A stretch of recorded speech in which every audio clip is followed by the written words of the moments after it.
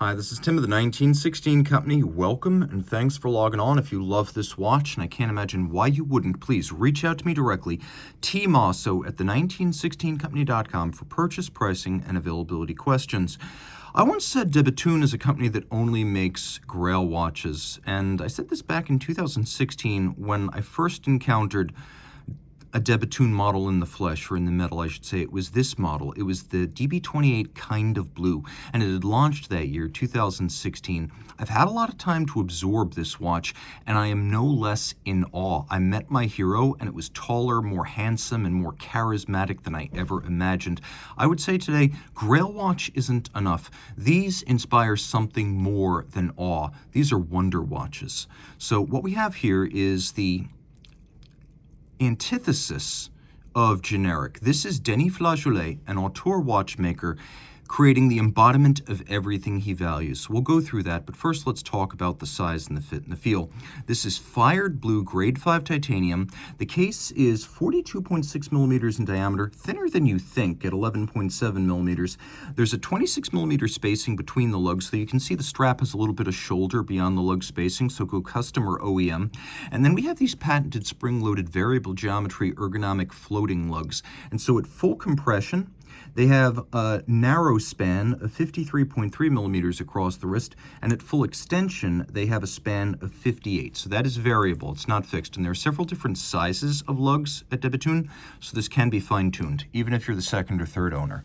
Now, taking a look at the watch on my wrist, you can see I could wear this. The lugs are broad, but then look how they curve, or I should say arc, and angle down around my wrist. That is the watch working with the owner. You can see it's nice and flat, so it will fit underneath the dress cuff. These have always been slim watches, but they're large. Because of the lug span and the sheer real estate they take up, they're always going to be prominent. It's not for a bashful man.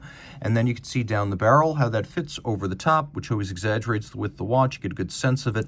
The strap is a factory piece. As you can see, there are some diagonal and slightly curved striations. We have a sort of border with a very minimal bevel to give it some distinction. No crimping, no gouging. You can see there's a Bethune company logo on the back, as well as a little bit of a hollow to allow the wrist to breathe and add some flexibility to the strap. Now, the other side features a buckle, which, like the watch's dial, has a medley of rose gold and then fired blue grade 5 titanium. A little note about Bethune buckles. They generally match the style of the case and the lugs.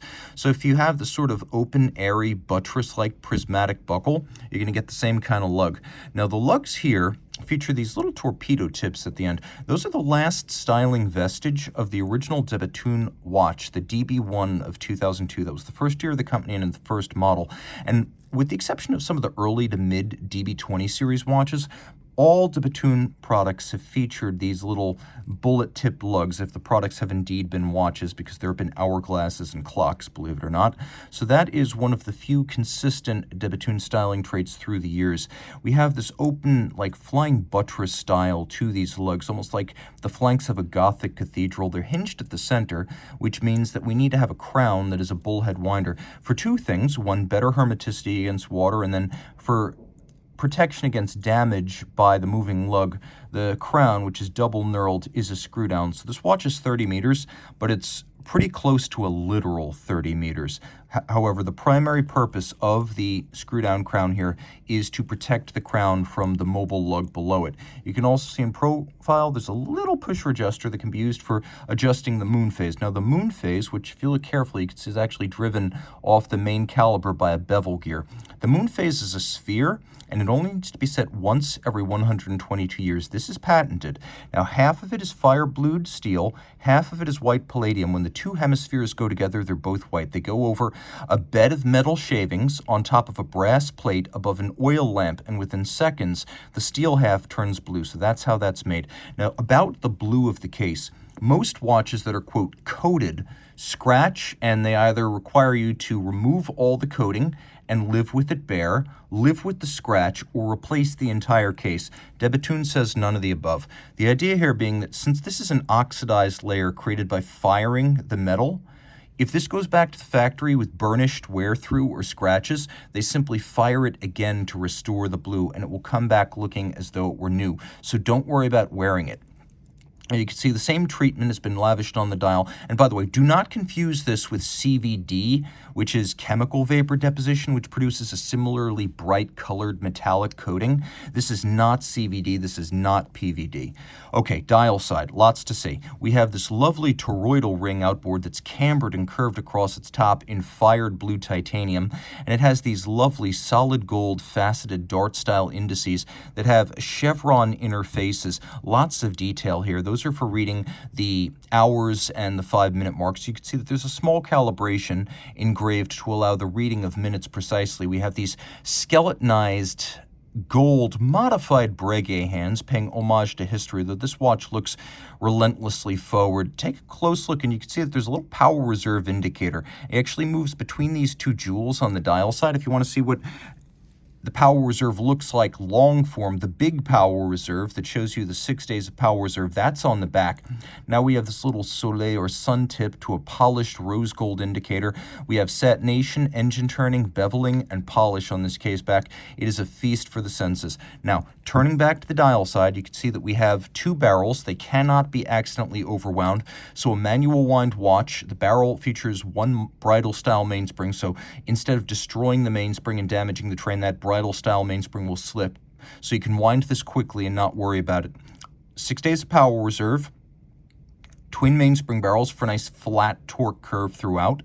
And then we have a 4 hertz beat rate. The very first versions of this watch featured the 2010 patent balance, which is a disc of silicon with a white gold rim. This is the 2016 patent balance, so it's got a titanium wheel with white gold masses in the rim. The idea is to maximize the percentage of total mass in the rim, reduce the very small but real parasitic effects of aerodynamic drag on timing, and also to reduce the effects of temperature change on timing. So de Bethune has patented 10 balance wheels to improve those 3 factors in each case. Denis is not a sentimental man. When he gets a better design, he discards the old balance, he puts in a new one. The hairspring, 2 pieces, cut apart, shaped manually, and then micro-clamped back together. The idea is to create a flat hairspring that's thin like a flat hairspring and shock-resistant like a flat hairspring, but breathes concentrically like an overcoil. So patented floating lugs, moonphase, balance, hairspring, self-adjusting twin barrels. You're paying for innovation here, not for style, although it has style. Now take a look. 1, 2, 3 shock protection springs. That's also patented. Not only do you get the bracing against shock of a full balance bridge, but you get 3 shock protection springs, improving both chronometry and durability. This has been used in professional tennis play with no consequence to timing or the function of the watch. Now take a good look. This bridge for the balance has been rolled, polished, rounded, and blued. So a rounded and polished bridge, that's what you expect from the likes of Grubel 4C, but you get it here. De Bethune isn't necessarily known for finishing, even though it's excellent. It's known for style and engineering, but the finishing is among the finest in the industry if you take a minute to acknowledge it. Now we have Côte de Bethune stripes, which mirror each other from side to side. That's how they're different from Côte de Genève. You can see the edges of the bridges are mirror beveled, and there's actually a cap on the barrel bridge, so there's 2 beveled edges. We have polishing in the jewel sinks, which I adore. You can see solarization on the barrel covers, and then the ratchet wheel over on this side features micro-beveled teeth, which is extraordinary. Not only extraordinary detail there, but all the screws where you can see them feature polished heads, and the base plate is media blasted, so there is a lot to love. And again, a 4 hertz beat rate, so they don't slow down the beat rate to get that long power reserve. No tricks are played. At center, there is a mirror-polished and fired anchor, a chevron shape, or I should say a deltoid shape. People often ask, is this Starfleet command? And as much as I wish it were, according to Denis Flageolet, this is the shape of a leaf that he encountered walking in the mountains outside his home in Lauberson, Switzerland. So that is the official origin of that shape. But hey, if you're a Star Trek fan, game on. Reach out to Team Mosso at the 1916company.com for purchase and pricing details.